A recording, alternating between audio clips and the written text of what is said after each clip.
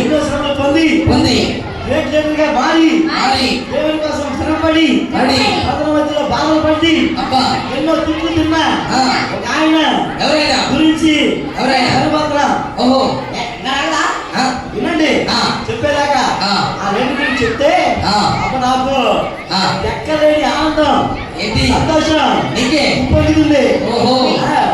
ఎలాగంటే ఆ రేట్లో బాధే ముందు చంపేయాలనుకున్నారు. అయితే ఆ సందర్భంలో దేవుడు ఆయన కాపాడాడు. నీటిలో నుంచి తీశాడు. ఏంటది? మనిషిని ఆ బాబుని నీటిలో నుంచి తీశాడు. ఏమైందో తెలుసా? ఆయన పెద్దింట్లోకి వెళ్ళాడు. పెద్దింట్లోకి వెళ్ళాడు. వెళ్ళిన తర్వాత ఏమైందో తెలుసా? అక్కడి నుంచి కథ ప్రారంభమైంది. అక్కడి నుంచి మళ్ళీ వేరే ఊరు వెళ్ళిపోయాడు. వేరే దేశం వెళ్ళిపోయాడు. వెళ్ళిపోయి ఒకటి కాదు, రెండు కాదు, మూడు కాదు, అక్క 4 కాదు, 10 కాదు, 20 కాదు, 100 కాదు, అలాగా 40 సంవత్సరాలు గొర్రెలు కాశాడు. 40 సంవత్సరాలు. ఇప్పటికే మనం ఏం చెప్తున్నామా ఆ కుర్చీలో ఉన్న వాళ్ళకి అర్థమైంది. కానీ కూర్చున్న వాళ్ళకి మాత్రం అర్థం కాలేదు అని ఏమవుతుంది? ఎవరి గురించి చెప్తున్నారు?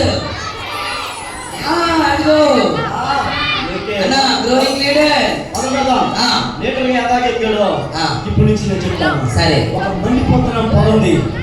ఆ పొదలో మంట వస్తుంది. అమ్మో, ఆ మంటలో వచ్చి వచ్చింది. అదే కావాలి మాకు. గురించి వచ్చిన తర్వాత దాంట్లోంచి ఒక స్వరం వినపడింది. ఏంటా స్వరం? ఏంటో చెప్పనా? అన్న స్వరం వినపడింది. అవునా? వెళ్ళిన తర్వాత మాట్లాడి చెప్తున్నాడు. ఏమని చెప్తున్నాడు? నా ప్రజలు బానిసత్వంలో మగ్గిపోతున్నారు, పొందుతున్నారు, ఇబ్బందులు పొందుతున్నారు. కాబట్టి వెళ్ళి వాళ్ళు విడిపించాలి అని చెప్పాడు. అవునా? చెప్పగానే మోషే బయలుదేరి రాజు ముందు నిలబడ్డాడు. నిలబడిన తర్వాత ధైర్యాన్ని కోల్పోతున్నాడు. ప్రజల్ని పంపించాలని అడిగాడు. అడిగిన తర్వాత ధైర్యం తెలుస్తున్నాడు. అప్పటి నుంచి కథ స్టార్ట్ అయింది. నిజమా?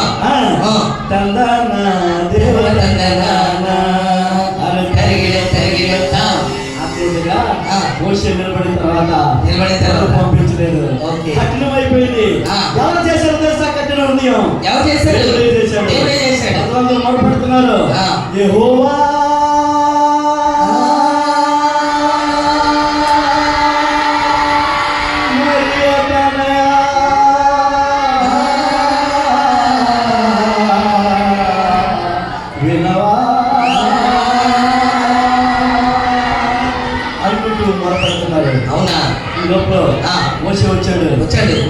వచ్చి రాజా పంపించకపోతే 10 జంతువులు ఈ దేశం మీద వస్తాయి అని చెప్పాడు. చెప్పక ఒకటి కూడా వస్తుంది. వచ్చింది. ఏమైందంటే చివరి తెగిలికి పంపించాడు. పంపించిన దూరంగా ఉన్నాడా? ఆ ప్రజల ముందు వచ్చాడు. వచ్చిన తర్వాత ఒక్కసారిగా ప్రజలు వెనక్కి చూశారు. వెనక్కి చూసిన తర్వాత మోషేని పట్టుకున్నారు. ఏ మోషే, చంపారని తెచ్చావా అని చెప్పారు. ఎందుకు అని అంటే ఈ పాట పాడారు. ఏంటంటే ముందు నుయ్యి వెనక గొయ్యి, ముందు నుయ్యి వెనక పగలు, ఎటులను ఈ పయనములు దేవా మొర వినవా, నీళ్ళు నన్ను బ్రోవా రావా దేవా మొర వినవా అంటూ ప్రజలు ఏడ్చారు. వాళ్ళు చేశారు. కక్కులు పెట్టారు. అప్పుడు మోషే భయపడద్దు, ధైర్యం తెచ్చుకోండి అని చెప్పి తన కర్రను చాపి ఏమన్నాడు? కర్రను చాపాడు. ఎక్కడికి? సముద్రం మీదకి. అరే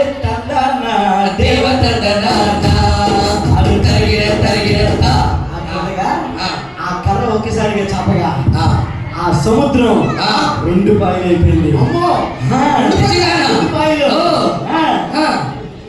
అవునా? అవునా? రెండు బాగా అయిపోయింది. నేను కూడా చూసా. ఏం చేసావు? ఇలా కర్ర చాపగానే ఏమీ అవ్వలేదన్నా. నా చేతికి మనకేమవుదా ఏదో ఒక అయింది అనుకుంటూ ఆ ప్రజలు సాగిపోతూ వెళ్ళిపోయారు. దాటుకుంటూ వెళ్ళిపోయిన తర్వాత కొంచెం దూరం అయిన తర్వాత ఆకలి మండిపోతున్నారు. ఆకలి అవుతుంది, అవుతుంది, ఇచ్చేవా లేరు, పెట్టేవా లేరు. అప్పుడు మళ్ళీ మొరపెట్టడం మొదలు పెట్టారు. యెహోవా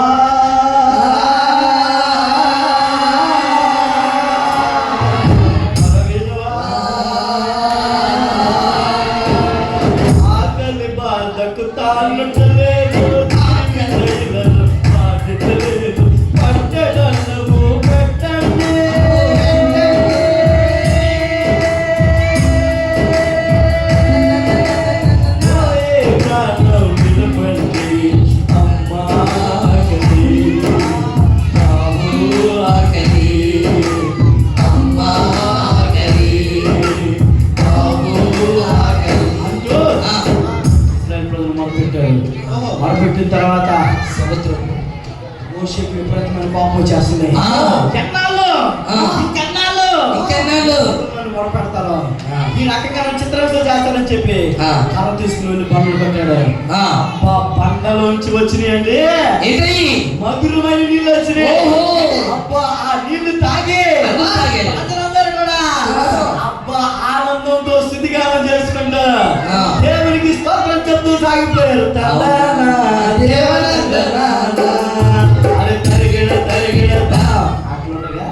కొంచెం దూరం వెళ్ళిన తర్వాత మళ్ళీ దేవుడు కృపగలిగిన దేవుడు ఆకాశాన్ని తెరిచాడు. ఒక్కసారిగా ఆ మన్నను కురిపించాడు. ఎక్కడ దాకా తిన్నారో తెలుసా? ఎక్కడ దాకా తిన్నారు? ఎక్కడ దాకా? ఏళ్ళు పెడితే మాంసం తగ్గుతుంది.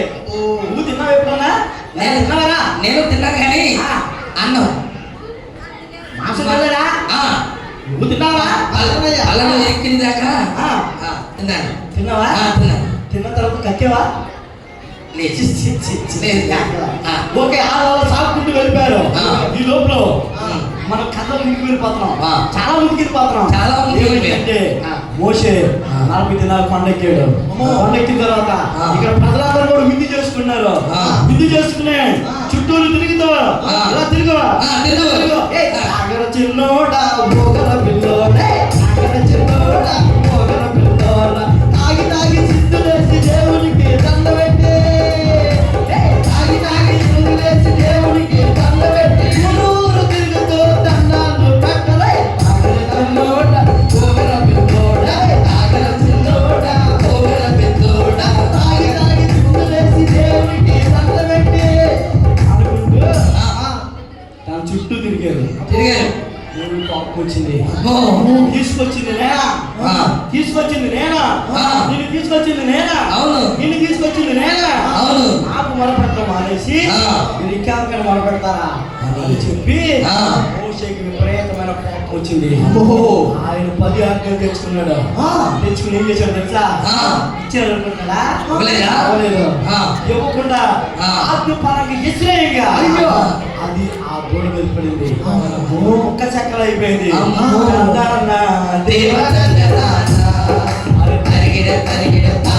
అట్లుండగా దేవుడి కోపం ఇశ్రాయేలు ప్రజల మీద మండుకుంది. మండుకుని వారు చనిపోవడానికి ఎదురు చూశారు. ఎంతగా తెలుసా? దేవుడు ఒకరితో వస్తే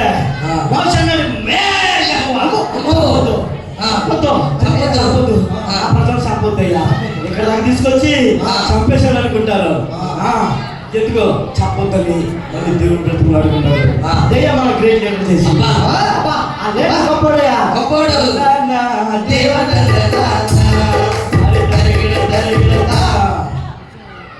అది మోసే చరిత్ర ఎంతతో చాలా ఉంది. అయిపోయి వచ్చావు.